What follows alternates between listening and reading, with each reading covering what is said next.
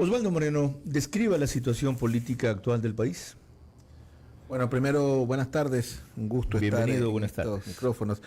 Lo voy a hacer, pero antes quería, si me permite, en un minuto contar algo muy rápidamente que creo que es importante y no se lo he dicho a usted. Durante el momento más difícil que vivió Guayaquil, en marzo y abril de 2020, que nos dejaban morir en las veredas, que algunos, no todos, colegas suyos intentaron solapar y tapar lo que sucedía en la ciudad, nos autoconvocamos y desde el espacio que yo presido, que es la Red Latinoamericana de Consultores Políticos, llamamos a varios colegas, nos reunimos para analizar lo que pasaba en el mundo hispano y en ese momento colegas, periodistas, consultores de todo el mundo hispano empezaron a contar a sus salas de prensa, a sus periodistas, lo que estaba sucediendo en Guayaquil. Y eso que sucedió, quería hacer solo eso, la única persona que nos respaldó y que le contó al mundo lo que estaba sucediendo fue usted, Carlos Vera. Y tengo que decírselo públicamente y agradecérselo, no lo he hecho en otros momentos, pero de no ser por usted, recuerdo cuando nos comunicábamos con CNN, nos dijeron, ya Carlos Vera nos contó, nos está contando. Y lo recuerdo usted como loquito desde una cabina, contando todo lo que estaba sucediendo. Así que yo tenía simplemente que hacer ese recordatorio de lo que sucedió en el peor momento y que usted fue de los que no cayó. Y se lo agradezco porque fue un trabajo titánico. Hace poco recibí un inmerecido reconocimiento del Comité Bicentenario, no tengo idea por qué, yo no busco, usted me conoce, yo no compro, no busco, me dicen que fue en parte por lo que hicimos para comunicar lo que pasaba al mundo, pero yo no puedo dejar de reconocer que sin su ayuda hubiera sido imposible. Gracias, Carlos. Gracias a usted, Osvaldo, por decirlo ahora en la cara, en vivo, en un momento especial que todos comprenden cuál es, y solo cumplí mi deber y lo voy a seguir haciendo. Ayer decía que no me rindo y no me rendiré. Vamos al otro. Bueno, nada, todo es pasajero, así que vamos a seguir adelante. Sobre el gobierno, a ver, escucho tonterías y escucho cosas coherentes, escucho de todo, como en botica. Creo que es una idiotez pensar o que se nos pase brevemente por un lapso pensar en la salida del presidente, me parece. Creo que es peor, creo que es la peor. Es como que alguien está con un chuchaque y le quieres arrancar el hígado, es peor. No creo que la vía sea incendiar el país en este momento, creo que hay momentos para todo. Lo que sí creo es que el presidente debe entrar en un momento de reflexión en el cual tiene dos caminos para mí. Está claro que él no puede, digamos, o sea, aparentemente él encabeza los temas de seguridad, etcétera, etcétera, y vemos resultados. Y el otro es, siendo él un hombre que viene del mundo privado, delegar. Yo creo que es el momento de saber delegar y buscar algún cuadro, no sé si sea Jiménez, a quien le tengo mucho respeto, fue mi docente en la Católica, fue nuestro docente, si no me equivoco, con Mario también, sí. Un hombre formado, venir a la Sorbona, a quien le tengo mucho aprecio, pero creo que es el momento que si no puede el presidente hacerlo, y delegar es un arte, para poder de alguna forma dejar un legado, para poder hacer frente a lo que nos está pasando, donde nos están matando, donde Guayaquil por primera vez en su historia está entre las 50 ciudades más peligrosas del planeta, donde somos más peligrosos en este momento que la capital mundial del narcotráfico, que es Sinaloa, que está más seguro hoy en día. Creo que es el momento que el gobierno debe hacer este tipo de reflexión y en ese sentido creo que es con la designación de las personas indicadas. Ok, vamos desagregando todos los elementos que tiene su respuesta. Primero, entiendo que el problema del presidente está en concentrar en exceso decisiones, si usted lo que propone es delegar. Y segundo, que hay que delegar a gente conocedora, experta, dominadora de las materias. Y tercero, que la de mayor preocupación o daño es seguridad. Bueno, hay varios temas, digamos, en la agenda, hay muchos problemas, pero está claro que tenemos dos grandes problemas. El primero, si hay una de las instituciones que los ecuatorianos hemos respaldado, de las cuales nos sentimos orgullosos. Yo cuando era estudiante en Argentina, mis compañeros chilenos, argentinos, paraguayos tenían terror de sus Fuerzas Armadas. Yo sentía orgullo y sacaba pecho, sí, porque cuando ellos en su infancia sus recuerdos eran torturas y desapariciones, mis recuerdos eran que los primeros ante cualquier desgracia, las Fuerzas Armadas. Correcto. Se caía la Josefina, las Fuerzas Armadas. Había que vacunar, Fuerzas Armadas. Hubo una guerra, Fuerzas Armadas. Entonces el concepto, el símbolo que representa ese glorioso uniforme, para mí es sagrado e intocable. Y creo que hay que entrar en una dolorosa depuración para sacar esas 4 o 5, le aseguro que no llegan, y en eso yo discrepo con algunos colegas suyos que intentan generalizar esto. Sí. Yo creo que hay que primero depurar la fuerza pública en general para sacar esas 4 o 5 manzanas podridas que denigran este uniforme para que sean degradados, juzgados y fundamentalmente expulsados de la fuerza pública. Un primer paso. ¿Por qué no lo hace el presidente? ¿Por qué no lo hace el gobierno? Yo empecé justamente mencionando que cómo es posible que las Fuerzas Armadas no tengan a los responsables de haber permitido el paseo de Don Nasa, que no tengan a los responsables de haber permitido lo del radar, ahora que no tengan a los responsables de los que el otro día, bueno, en este caso es policía, se sacaron de una bodega del oriente de la policía 3 toneladas de droga. ¿Qué está pasando allí? Bueno, ahí seamos honestos y transparentes, hay un problema desde el Ministerio de Defensa. Y Hernández es un tipo a quien yo le tengo mucho aprecio y respeto. Me parece que es un tipo raro, uniformado en el sentido de los conceptos de demócratas que él siempre ha tenido. No es convencional. ¿Ya? Me parece más civil que militar. Pero en este momento yo creo que es urgente, fundamentalmente por lo que representa nuestra Fuerza Armada, la institución mejor evaluada hasta en los peores momentos de la República, siempre las Fuerzas Armadas han estado... Entonces, o Hernández se pone el uniforme militar en el sentido completo de la palabra, o tiene que cambiárselo. El problema de Hernández es que a él no lo ven bien los generales que subieron regularmente esa jerarquía, mientras que él no ascendió regularmente a esa jerarquía. Él llegó hasta coronel, no lo calificaron para general. Y lo subió de grado durante el gobierno de Moreno. Entonces, Hernández. Sí, yo creo que ahí viene el ejercicio del poder. Finalmente ese liderazgo es el presidente de la República quien tiene que ejercerlo y hacer urgentemente una depuración. El primer paso creo que hay que depurar la fuerza pública. Ese es el primer paso, indelegable. Okay. ¿Qué es lo que hizo Uribe en su momento en Colombia? Pero, ¿sabe el trabajito que significa esa cuestión? Tienen que hacerlo, no hay otra vía. Ahora, ¿por qué no lo hace? Ha demorado tanto decisiones como la que se le reclamó respecto a la ministra Vela, hasta que se vio el desgaste que le causó. Se le reclama lo mismo ahora respecto al ministro de Agricultura, sin tener nada contra esta señora más que ser ausente. Yo he dicho lo mismo sobre la ministra de Cultura. Y hay unos cuantos, el director del SNAI, el que falló en todo esto, aunque no es la causa principal de lo que ocurrió, sigue en funciones. ¿Por qué se aferra Guillermo Lasso a la gente que él escoge cuando no le funciona? Bueno, esto suele suceder en los gobiernos. Sí. El gran problema, el problema de fondo, creo yo, es básicamente en los temas también conceptuales. Aunque le parezca mentira, aquí juegan temas conceptuales. Yo tengo que retomar el tema, por ejemplo, de la seguridad. Así como hablamos del primer paso, de depurar la fuerza pública, el segundo es que hay 3 cosas que hay que entender. Lo que es la seguridad, la salud y sobre todo los manejos de emergencia tienen que ser patrimonio del Estado. O sea, no hay otra vía. Si no, ¿para qué tenemos Estado? Pues así entonces, el gran problema, creo yo, es que el presidente, lamentablemente, cuando ven las declaraciones de Uruguay, por ejemplo, que vamos a importar y mucha carne gente... y lácteos, vamos a importar de Uruguay. Los ganaderos saltaron enseguida y los productores de leche también. Si la están tirando a los ríos, así es. Bueno, yo les comento una cosa. Eso no fue un exabrupto. El problema es que el presidente está rodeado de personas que no creen en el Estado, que el sueño dorado de ellos es hacer del país una gran maquilera y ser importadores. Okay. No creen en lo público. Entonces, en el tema puntual de la seguridad, por ejemplo... ¿Esa declaración de Uruguay fue pensada? Yo creo que es parte de lo que ellos creen. Es que ellos no creen en el Estado. De paso, este país importa carne, por si acaso. ¿Sí? Y en volúmenes enormes y en containers enormes. Este país importa carne. En los restaurantes de aquí se venden... ¿Cómo se llaman? Filetes o no sé qué uruguayos. Corte, eso de ahí. Cortes uruguayos. Esa es la palabra, corte. Ya, sí, pero otra cosa es hablar de grandes y sobre todo que tiene una gran fama en la ganadería. Ahora, fíjese que estamos dando con otra clave. Hay gente obsesivamente privatizadora en su entorno. Y es que, a ver, esto es como con el debido respeto a todas las regiones. A ver, yo un testigo de Jehová, que les tengo mucho aprecio, yo no les abro la puerta del domingo a las 7 de la mañana. Simplemente me asomo y los veo ahí uniformados para predicar y no les abro la puerta porque son personas dogmáticas, que la Constitución nos ampara. Son personas que creen que el Estado es un estorbo. Por eso, o sea, ¿cómo lo ven?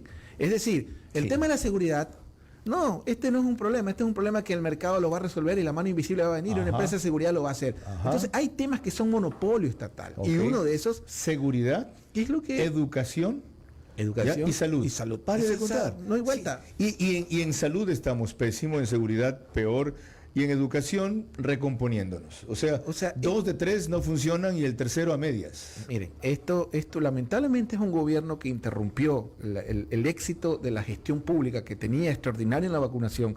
En un momento en el cual pasaremos, así como pasamos a la historia por lo que pasó en Guayaquil, pasaremos a la historia como el país que más vacunaba. Y este es un gobierno donde el vicepresidente, que es médico, se pasa inaugurando, poniendo primeras piedras de clínicas privadas y ni siquiera inauguran el de Durán, que ya está listo. Yo he dicho que no sirve para nada el paso del vicepresidente y lo dije delante de él cuando estaba entrevistando al presidente. No lo dudo. Ya, y el hospital de Durán está solo por inaugurar. De ahí salió un chiste paso. Osvaldo, hay mucho más de lo que usted acaba de decir. ¿Cómo no? ¿Usted alguna vez fue asesor de un gobierno en ejercicio? De algunos, en algunas partes. Ok, entonces no va a preguntar cuáles, eso no lo sabía yo. Pero entonces usted sabrá que el enemigo número uno y la gente más poderosa de un gobierno en ejercicio es su entorno. Son su grupo de asesores, consultores, expertos y ayudantes. Porque ellos son los que tamizan lo que se llega y no se llega a oídos del jefe de Estado. Y esto que este contesta todavía el teléfono. Porque ellos sienten primero que ven amenazado su poder y su influencia si otro permea o vulnera ese espacio para decir una cosa distinta que no es la que el asesor piensa o recomienda. Primero. Entonces, es un tema de poder. Ah, no, yo estoy aquí sobre salud, conmigo. Sobre seguridad, conmigo. Sobre esto no cualquiera pide. Ya. Segundo, ellos deciden a quién recibe y no recibe el presidente de la República. Manejan su agenda. ¿Qué programa atiende y qué programa no atiende? ¿A qué entrevista va? ¿A qué entrevista no va? Si conversa con Del Rincón en CNN o con Camilo Egaña en CNN, ellos deciden. Es más, yo estuve trabajando en la Casa Blanca cuando Jimmy Carter era presidente un mes, haciendo un internship, que le llamaban los gringos, lo que equivaldría a una pasantía. Una época en que no había problemas de seguridad y podía ver el manejo de prensa de la Casa Blanca. El presidente de los Estados Unidos, a mí me pareció un puppet, una marioneta. El tipo era el resultado de un grupo de asesores que todas las mañanas se reunían a las 6 de la mañana a ver el estado del país y el mundo, y que cada hora él tenía agendas, citas, discursos, le acercaban un briefing de qué tenía. Mira, Osvaldo Moreno, consultor, 15 años, se casó hace 5, tiene un hijo de 4, en Riobamba, se pone traje de los equipos de fútbol donde ha trabajado cada cierto tiempo, tiene de Paraguay, tiene de Argentina, tiene de República Dominicana, tiene de México, tiene de Panamá, todo. Entonces, cuando se reúne Carter con Osvaldo Moreno, lo impresiona, porque sabe casi hasta su huella digital, pero no sabe más. Claro. Son tipos que deciden todos los días sin saber nada y conociendo algo.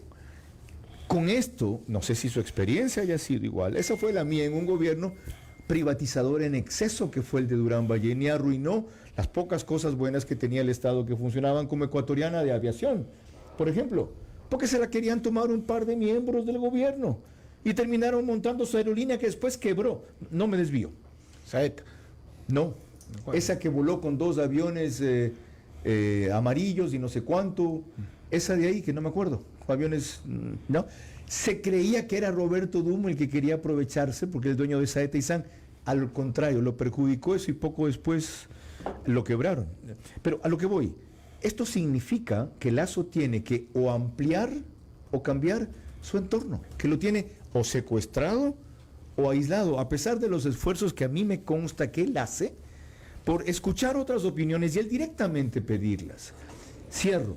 Acabo de hablar con alguien cuyo nombre no puedo revelar ayer, que ha trabajado 12 años por Guillermo Lasso, que tiene 40 años de amistad con él, que se jugó amistades por él.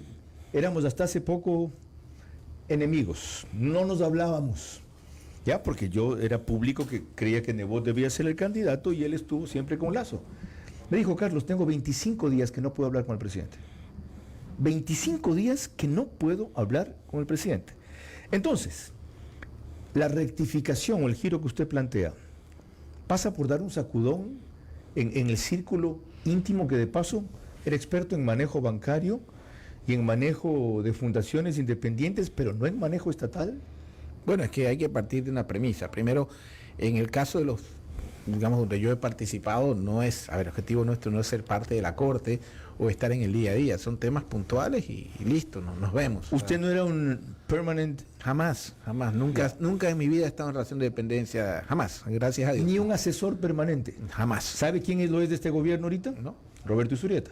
Bueno, eso es riesgoso porque... Viene cada 15 días de Washington. Bueno, no está, no, a ver, en esas circunstancias sí he trabajado, digamos, pero estar en el día a día, o sea, es complicado. Como asesor residente, no. No, eso simplemente... Un in-house. No, eso es terrible porque simplemente pasas a ser parte, pasas a ser parte de la corte y pasas a contaminarte porque ya tu opinión no tiene peso. Pierdes perspectiva, qué interesante. Sí, ¿ya? no, Roberto es un extraordinario consultor, pero en todo caso, el gran problema es cuando estos asesores terminan en una suerte, en esta vorágine que es el poder, que usted la conoce perfectamente porque es todo un gobierno, terminan primero cuando se consolidan los grupos. Bueno, finalmente, ¿qué grupo va a dominar el presidente? Exactamente. Segundo, los roles. Por ejemplo, yo me acuerdo que esta serie de jóvenes de Ecuador Libre, al margen del tema del neoliberalismo, del no Estado, son gente preparada, pues. O sea, uno se pone a ver las carpetas y doctorados, maestrías. ¿Pero preparados en qué? Yo tenía una gran expectativa, pero me da la impresión de que quedaron de guardia suizos del presidente. Le dicen a qué horas tienen que tomar la pastilla, le desayunan con él. Ya me contestó, tiene que cambiar su entorno. Yo pienso que tiene que cambiar, pero más que cambiar el entorno y traer gente nueva, es delegar y que esta gente asuma liderazgos. Delegar a gente de fuera, que no sea la misma. No necesariamente pueden ser de su confianza. Una persona que ha estado tantos años en el mundo privado tiene que conocer. Puede ser de su confianza gente que le ha llevado a estar al borde de caerse del gobierno como está ahora. Que le dé resultados. Que le dé resultados que no hay ni en salud, no hay en seguridad, no hay, tiene que haber resultados. Y todavía hay tiempo, porque la diferencia, y concluyo, la diferencia entre la campaña y el gobierno, y esta es una ventaja para el presidente, es que en la campaña el primer error puede ser el último. En el gobierno tienes para ajustar la tuerca, pero no hay que abusar de eso. Sí. Pero no se rodeó, perdón, la ignorancia, pero no se rodeó desde un comienzo de gente de confianza. O sea, desde que delegó todos los cargos, todos, era gente que sabía que era preparada y gente en la que podía confiar, pero muchos de esos se fueron muy rápido y dejaron un mal precedente. Entonces, no creo que solo pase por un tema de rodearse gente de confianza, porque ya la estuvo y no funcionó. Bueno, pero el poder es básicamente ese, es el ejercicio del mismo. Las que han fallado tienen que ser relevadas porque alguien lo va a hacer bien. O sea, ha habido resultados durante la historia de personas que han dado resultados. Nebot, cuando fue gobernador de la provincia, dio resultados. No le va a gustar lo que le voy a decir, pero cuando Pepe Serrano era ministro de gobierno, en algún momento hubo indicadores de seguridad que mejoraron. O sea, hay gente que te da resultados. El costo a veces es altísimo. Ciertamente. Pero hay gente que la gestión te da resultados, que no son simpáticos. María Paula Romo, me parece un ser oscuro, pero a Moreno le dio resultados. Lo sostuvo a Moreno prácticamente. Es verdad. Con 8% de popularidad, 4% de popularidad. Es verdad. Entonces, aquí viene algo para Osvaldo Moreno y él lo va a reconocer bien. Después vienen las preguntas que le va a hacer Mario Tamayo también. Estamos pasando con el consultor político más renombrado del Ecuador, Osvaldo Moreno, del día a la noche. Viernes 3 a.m., pedido por nuestro invitado, Osvaldo Moreno. Retoma la conversación a las 18:03 Mario Tamayo, pero previamente el 11 con que abre ahorita Emelec. Bueno, arrancó el partido entre Cumbayá y Emelec, el que cerrará esta jornada número 9, se juega en el estadio Alejandro Serrano Aguilar. El 11, Ismael Rescalvo, Pedro Ortiz en el arco, Romario Caicedo, Aníbal Leguizamón, Eddie Guevara y Jackson Rodríguez en el bloque defensivo, cerrando esa línea de 4. Los volantes de primera línea, Dixon Arroyo junto a Sebastián Rodríguez, Brian Carabalí como volante por derecha, Joao Rojas se mantiene como extremo izquierdo, José Francisco Ceballos jugando detrás de Alejandro Cabeza, el 4-2-3-1 o el 4-4-2 de Ismael Rescalvo. 18:04, estamos con Osvaldo Moreno, consultor político, y se integra al panel Mario Tamayo. Osvaldo, un gusto conocernos en los tiempos. Básicamente, Ecuador es un país camino a una grieta como de la que habló mucho tiempo Jorge Lanata en Argentina. Y quisiera hacer tu opinión al respecto. Si es Ecuador un país con incapacidad para llegar a consensos. A ver, el disenso y el consenso, que no son cosas diferentes, para mí son necesarios en democracia. A ver, los consensos no son malos, son necesarios. Yo no me escandalizo porque mañana la señora Marcela Guiñaga y el ministro, o la señora Marcela Holguín, que es la ahora presidenta del bloque de Revolución Ciudadana, y el señor ministro de Gobierno o de la Política se sienten. Que lo haga el alcalde emérito, como le digo yo, Jaime Nebot, y coincido con usted, él debió ser el candidato presidencial. Qué diferentes fueran las cosas, y yo discrepo mucho con Nebot, siempre, y su administración especialmente. Sí. Discrepa con todo el mundo. Por su yo en pocas cosas le he oído impulsar o apoyar a alguien, y está bien. Gracias. Y así es de chiquito. Entonces los consensos son legítimos en democracia, por supuesto que sí. Y la discrepancia también. Pero vamos camino a eso, a convertirnos en un país en el que haya la imposibilidad posibilidad de llegar a consensos. Yo creo y que todo tenga que entrar bien en posición, como es Argentina. El gran problema es que en este país repentinamente descubrimos de que el Consejo de Participación Ciudadana es lo único que falla, que la Asamblea es lo único que falla, cuando tenemos un gravísimo problema de instituciones en todo sentido. Cuando de repentinamente tienes un problema con tu contendor y te cae el SRI el día siguiente. Cuando subes en las encuestas y te mandan al servicio al CNE. Cuando te va mejor y te cae la fiscalía. O sea, eso es inviable en cualquier nación civilizada. Y eso en lugar de resolver los temas los agrava. Entonces yo pensaría que en principio cualquier tipo de acercamiento que llegue el gobierno, si es en beneficio de los ciudadanos, es bienvenido. Aquí tenemos incluso lo que es cogobernar. Ojalá pues como en cualquier lugar del planeta mañana salga Jiménez y diga que los socialcristianos manejarán la seguridad social, el correísmo, la agricultura, los socialcristianos, se me ocurre, las industrias, porque hay cogobiernos que son... Si eso es transparentado o si eso es, digamos, público y si están claras las formas en que se manejan y que se van a llevar, eso es positivo. Pasa en España, pasa en Alemania, pasa en los Estados Unidos, pero aquí lo satanizamos y en ese sentido, si tienes un presidente débil, con 12 asambleístas, que a duras penas creo que su bloque llegó a 20, que por un lado eso es positivo porque está claro que no han repartido hospitales, pero en todos casos yo creo que es positivo y es necesario buscar esos consensos. Es positivo negociar con quienes te quieren tumbar, y ese es el fondo de la historia. UNES finge una plataforma y la que ellos realmente tienen en su agenda es otra, y se aprovechan de la debilidad, de los errores y de la crisis del gobierno. Y ya vemos lo primero que consiguieron, con la complicidad del director del SNAI y la benevolencia de Guillermo Lasso, que no se objete una liberación que tenía que objetarse, no impedirse, y que generen todo lo que estamos viviendo. Está bien que negocies hasta con tu enemigo o con tu opositor, pues no con el que te está cerruchando el piso para caerte, pues. A eso lo enfrentas y le ganas o pierdes, pero no te dejas engañar.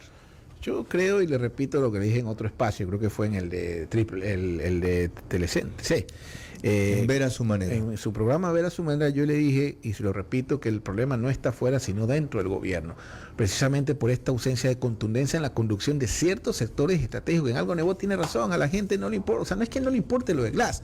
Hay agendas más preocupantes en las personas. Me están matando en la esquina. ¿Qué me importa a mí Jorge Glass? ¿Correcto? Ya que salga, quiero comer, quiero trabajo. Y ya no es un problema de los sectores populares. Acabo de venir de una reunión con personas que usted conoce, pero no puedo decirlo en el aire, donde ha habido 3 estruches y 3 asaltos en 3 ciudadelas diferentes la misma noche aquí cito. Una de esas Vistasol, creo, espero que la directiva por San Borondón. Aquí lo denunciamos la semana pasada. O sea, está pasando eso. Entonces ya no es un problema que solo lo vemos en la televisión, es un problema...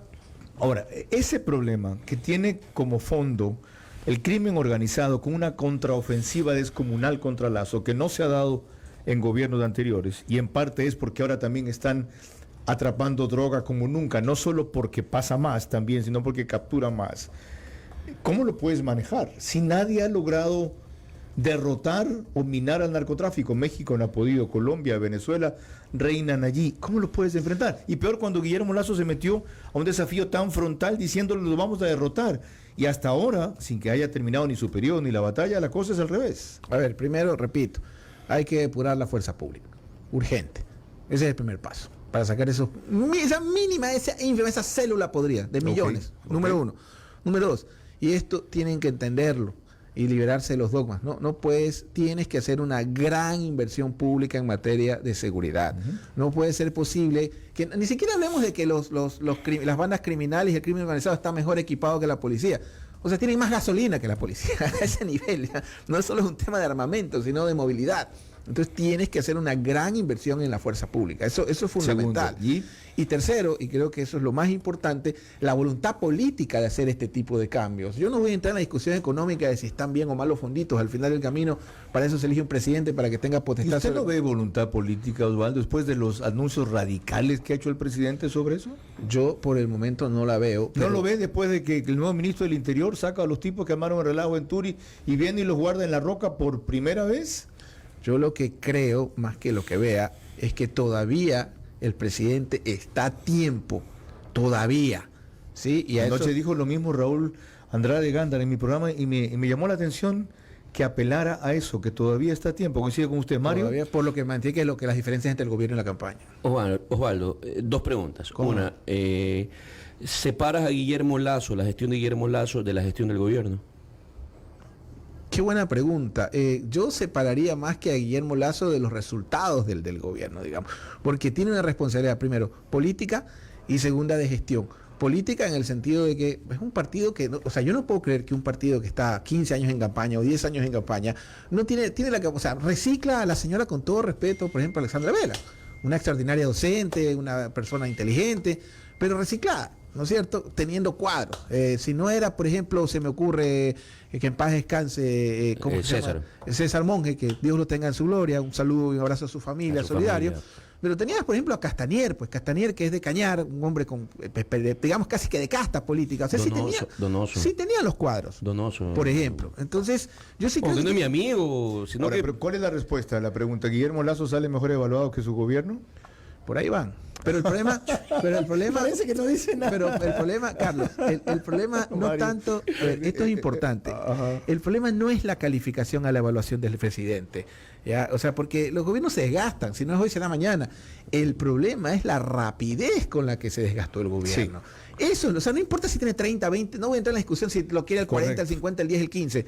Es como en un lapso tan corto la popularidad del gobierno se diluyó. Apenas un mes después del O sea, el gran capital éxito que fue político la se lo vacunación. se lo La comieron. segunda pregunta que te Ya, faltaba. y esto para el gobierno en sí. ¿El gobierno es reactivo o proactivo? En algunas cosas, por ejemplo, como para vender el Pacífico, es súper proactivo. Pero en otras, como la seguridad, todavía estamos tambaleando. Osvaldo, que sea frecuente su presencia aquí. No, por favor, encantado. Osvaldo Moreno. Parece que no dice soy nada, político. ¿no? Parece- Sí, no. Habla espeso. A mí me cuesta mucho digerir lo que dice porque además es denso primero y segundo lo dice con mucha celeridad. 18 horas 12 minutos hemos pasado con ustedes ya del día a la noche.